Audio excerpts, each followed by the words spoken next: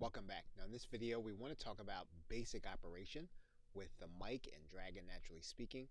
If you go to the Dragon bar with your mouse, it will expand the Dragon bar, and what you want to be aware of is that you can listen for a specific level of verbiage. So the default is that Dragon Naturally Speaking will listen for both dictation and commands. And that means then that you'll be able to not only tell it what to write, but also what to do with your PC.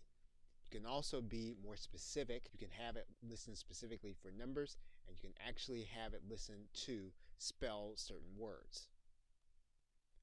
Now when the microphone is off, you can turn it on by clicking on top of the microphone.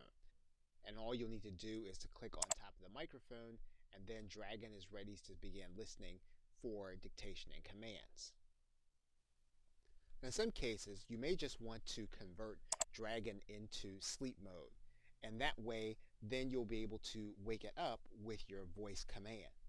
So what you'll want to do is to use the command go to sleep, and then Dragon will then go into sleep mode.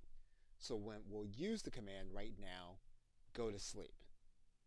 And you'll see that the Dragon command then goes to sleep. And what we're basically doing here is we're using the command so that we'll be able to wake it up whenever we want to use it, and then we'll be able to leave our document up and running while perhaps we take a break in our dictation.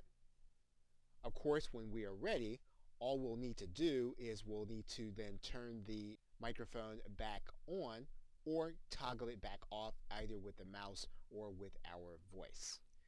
Now those are the basic operations with Dragon Naturally Speaking's mic. In the next video, we'll look specifically at the hotkeys, which will save you time and effort and help you to be more efficient when you are dictating. Okay, so with that, thanks, and I will see you in another video.